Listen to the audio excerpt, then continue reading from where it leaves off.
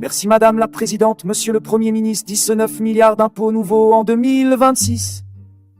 Sur les Françaises et les Français, les salariés, les entrepreneurs, hier, Monsieur le Premier ministre. Je le regrette, mais vous avez donc menti. Vous avez réussi à promettre plus de pouvoir d'achat alors que votre budget est une véritable boucherie fiscale pour la classe moyenne et les familles qui paient déjà le plus lourd tribut de tous les pays développés. Pire, Monsieur le Premier ministre, pire, la charge fiscale dans notre pays est tellement insupportable que depuis 4 ans, les impôts ne rentrent plus comme ils le devraient, à défaut d'écouter la souffrance des contribuables. Écoutez, lisez les rapports de Bercy, peut-être y serez-vous moins insensible. Hier, Monsieur le Premier ministre, vous avez donc menti, vous avez loué la valeur travail. Alors que vous allez geler tous les salaires des fonctionnaires et spolier les pensions de retraités pour 20 milliards d'euros, pas pendant 1 an. Pendant 4 ans.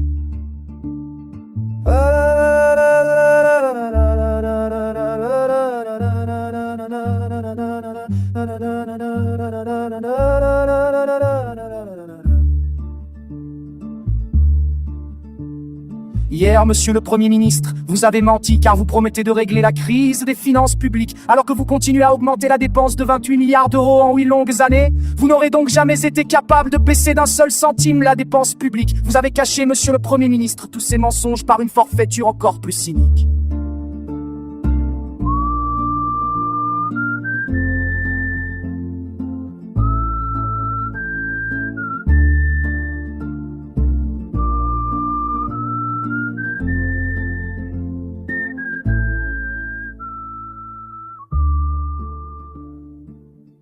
Vous avez menti à des milliers de Françaises et de Français qui travaillent dur et qui nourrissent le légitime espoir de pouvoir prendre leur retraite plus tôt. Et tous ces travailleurs, vous les avez trompés avec la complicité des sociotraîtres de service, jamais avares d'insulter l'intelligence et la dignité de nos compatriotes. La suspension des retraites n'existe pas autrement que dans vos mensonges.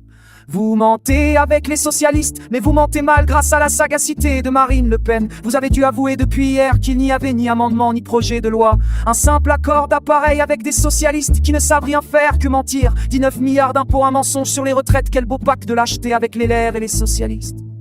Alors avouez vos mensonges.